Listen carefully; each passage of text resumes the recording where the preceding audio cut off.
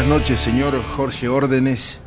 Qué placer, qué privilegio tenerlo acá en el entrevistado. Bienvenido. Gracias, Carlos, encantado de estar acá. Caramba, leí su hoja de vida, quedo sorprendido y muchas felicidades. De verdad, gracias por el espacio en su agenda, por darme la oportunidad de conversar con usted.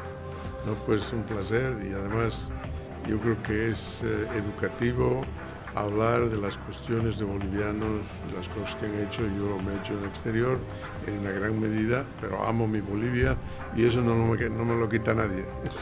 ¿Qué hace un boliviano viviendo en Washington por casi 40 años?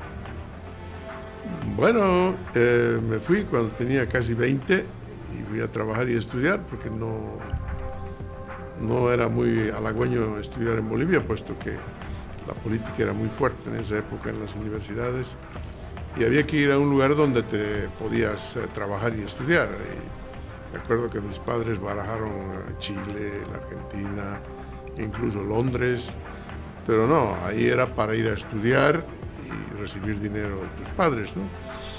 Y Washington o Estados Unidos era el único lugar donde se hablaba, se decía, y creo que se sabía que podías trabajar y estudiar. Entonces conseguí la visa de residente gracias a mi padre, que trabajaba con unos norteamericanos aquí en Bolivia, y me fui a esa edad y allá comencé a trabajar, a aprender inglés así a la rápida y a estudiar lo antes posible en Washington, porque ahí teníamos un contacto lejano pero familiar que me ayudó a empezar, y así empecé trabajando de ascensorista en el Hotel Mayflower de Washington.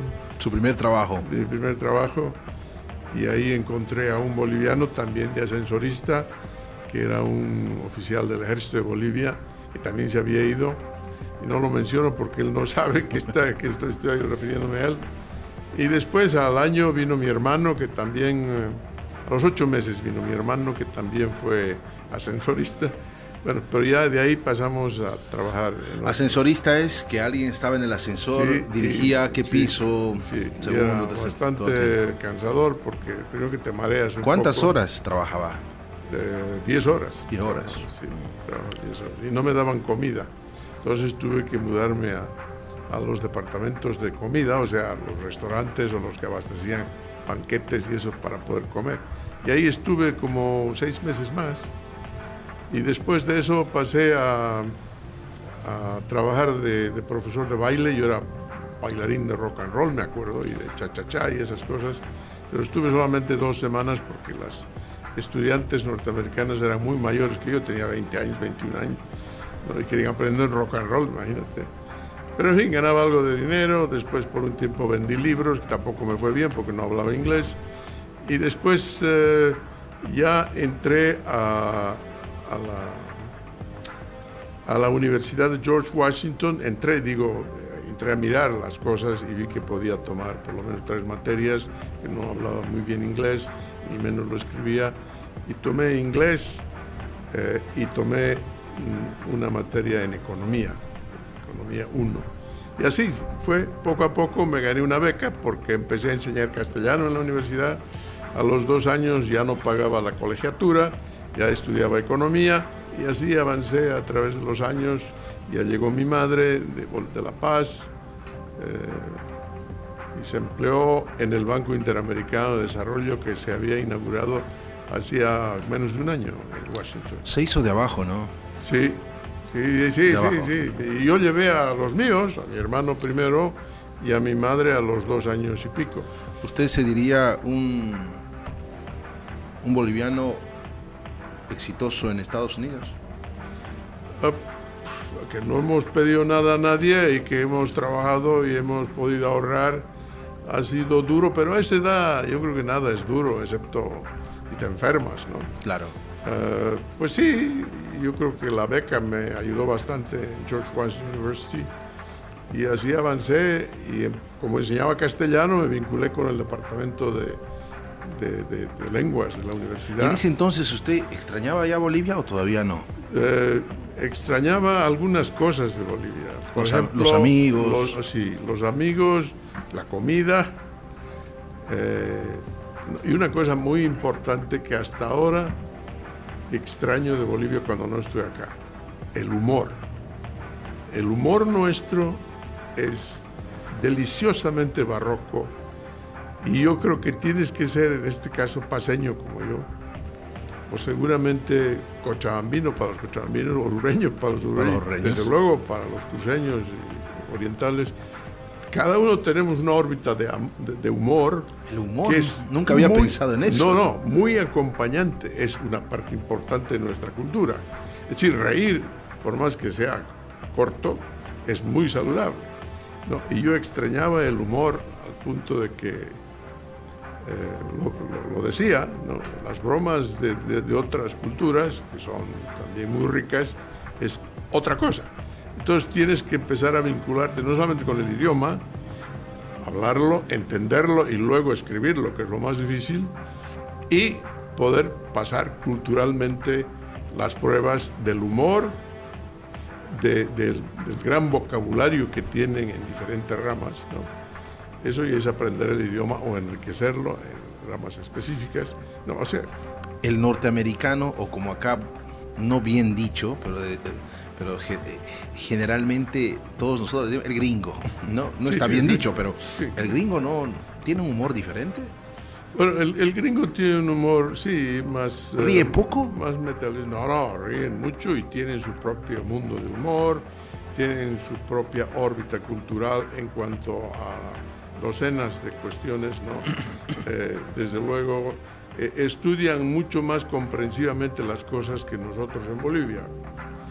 Para darte un ejemplo, entras a la Universidad Norteamericana y por reglamento te tienen que enseñar un año de 2 semestres cómo escribir bien el inglés. Por eso que todo profesional norteamericano escribe muy bien el inglés y lo habla muy bien. Claro que hay muchos que simplemente no han ido a la universidad, todavía hay eso, pero en la universidad, digo esto porque en Bolivia desgraciadamente se escribe un poquito descuidadamente y tienes que en las universidades, en todas, nadie enseña redacción del castellano 1 año, 2 semestres. Por eso es que los periódicos de Bolivia, pues, y muchas otras cosas, están escritas con errores. Caramba, dura la crítica. ¿De dónde nace su pasión por las letras? Bueno, la pasión por las letras nace en Washington, en el departamento de lenguas romances de la universidad, donde llegué al año de haber llegado, como le digo, y me percaté que enseñaban literatura hispanoamericana, literatura española, y que podía sacar un doctorado en 7 años en literatura hispanoamericana, podía sacar un doctorado en literatura española, y te dabas la vuelta y veías que había para sacar doctorado en francés, italiano, portugués, en el mismo departamento de lenguas romances de la Universidad de George Washington. Ahora ibas al departamento de inglés, había doctorado en inglés de Inglaterra, literatura norteamericana, o sea, estadounidense sobre todo, en fin, el ruso tenía su propio doctorado, podía sacar un doctorado y podía sacar un doctorado en portugués. Gran oportunidad, ¿no? Eso a mí me sorprendió y me interesó, pero llegando al punto de la respuesta, había varios profesores españoles en la universidad, de los que se llamaban rojos, ¿se acordará usted? Cuando salieron del conflicto español. Sí, y de todos escaparon, todo aquello. Y eran todos magníficos profesores de literatura, sobre todo 2 de ellos. Uno de ellos se nacionalizó chileno y escribió con don Pancho Encinas el mejor libro de historia de Chile que yo conozco, y quizá un ejemplo para los demás países. Se llamaba Leopoldo Castedo, que era un gran tratadista del arte nuestro, iberoamericano. Estaba ahí, también estaba el otro profesor, era Rafael Supervía, que había sido alcalde de Valencia en la época de la República, y bueno, esos señores conocían la literatura hispánica al dedillo, y ellos, en conversación, sobre todo Supervía, me dijo: pero usted habla bien castellano, ¿por qué no lo enseña aquí, que necesitamos? Así es que me dieron la beca. Qué interesante. ¿No? Y vi los programas de literatura, los nombres de los autores españoles e hispanoamericanos de la colonia, y de la República del siglo XIX, y simplemente dije, y ellos me dijeron, este es un tesoro. Yo creo que los sudamericanos, los iberoamericanos tienen que estudiar esto. Mientras más estudien esto, más se conocerán. Y empecé a estudiar las selectivas al estudiar economía, porque yo ya estaba estudiando economía, estaba en el segundo año, y todas las selectivas del programa de economía las tomé en literatura española e hispanoamericana. Y ahí conocí a más profesores, ya norteamericanos, que hablan perfectamente bien castellano y que enseñaban nuestra literatura.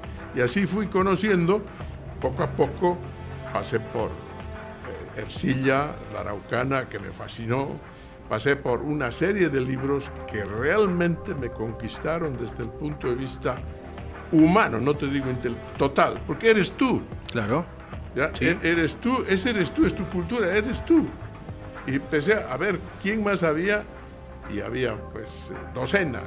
¿Los latinos nos conocemos? ¿Tú dices ahora, los latinos? Sí, los latinoamericanos, entonces, todos nos conocemos. Yo creo que sí, sobre todo por los medios, pero es un conocimiento imperfecto, porque precisamente en Bolivia, hablemos de Bolivia, precisamente en Bolivia no hay tampoco una carrera que te enseñe historia de Iberoamérica o historia de la literatura iberoamericana, que es distinta peor de a Bolivia. La historia de Bolivia. No, pues de Bolivia, y es riquísima la historia de Bolivia. La historia de Bolivia es fascinante, yo la he estudiado con mucho cariño, sobre todo los prolegómenos de la República y los inicios de la República, donde había gente que decía que nos ataquen los chilenos y los argentinos, a los dos los vamos a ganar. No, eso a mí me tonifica como boliviano, ¿no? Porque claro, después nos han ganado, hemos perdido casi todo, no hemos ganado ninguna guerra, que yo sepa. ¿Se atrevería a decir que los bolivianos no conocemos nuestra historia? Sí, no conocemos. Sí. En una gran medida el pueblo de Bolivia no se conoce. En la educación boliviana, ya sea inicial, primaria, secundaria, superior, ¿se enseña historia de Bolivia en cabalidad? No, porque la educación que realmente vale la pena, Carlos, es la universitaria. Sobre todo los 5 años de licenciatura. Esa es la educación. Entonces no sabemos a dónde vamos, porque hay que conocer nuestra historia. Claro, por eso es que estamos donde estamos. Estamos a la deriva. El colero de Iberoamérica somos nosotros, sobre todo en Sudamérica, ¿no? El colero en casi todos los rubros que uno puede analizar desde el punto de vista económico, desde el punto de vista cultural. Hay de todo un poco en Bolivia, pero los demás nos ganan. ¿Cuántos libros escribió, señor Órdenes? 4. 4 libros. Sí. ¿El más significativo para usted cuál es? Bueno, yo creo que sigue siendo de mis años de doctorado. Cuando estudiaba el doctorado tuve que hacer una disertación para sacar el doctorado, y en ese tiempo yo me aficioné mucho de la literatura en general europea e iberoamericana del existencialismo. Y en ese proceso descubrí a un gran escritor colombiano que se llama Fernando González Ochoa, y sobre él escribí mi tesis o mi disertación doctoral, que es un libro de 500 páginas, publicado en Colombia en el año 1982 por los grandes amigos antioqueños, entre los que escribió el prólogo Manuel Mejía Vallejo, nada menos que un novelista de primera categoría que se ganó el Rómulo Gallegos con novelas, y otros, ¿no? Carlos Castro Saavedra, Gonzalo Arango, en fin, Fernando González Hijo, que fue mi gran amigo, desgraciadamente fallecido hace 2 años. He ido 20 veces a Colombia en cuestiones literarias. La Universidad de Antioquia publicó mi libro con mucho cariño, y un boliviano que escribiera sobre un antioqueño. Y Fernando González es un gran pensador existencialista nuestro. Aquí tengo usted que nos ha traído, a propósito, usted extra cámaras me dijo que es un regalo, Sí. Le agradezco mucho, muchas gracias. Publicado en junio del año pasado, sí. Seguro que lo voy a leer mucho, y mis apreciaciones se los voy a hacer conocer personalmente, o tal vez por otro medio. Urge reinventar Bolivia, llama la atención, ¿no? Sí, es fuerte. Es provocativo. De entrada, de entrada es una crítica, ¿no? Sí. ¿Le parece si me comenta esto luego de la pausa? Sí, por favor, claro. Señoras y señores, hoy contamos con el privilegio acá en el entrevistado con el señor Jorge Órdenes y ya volvemos, no se separe.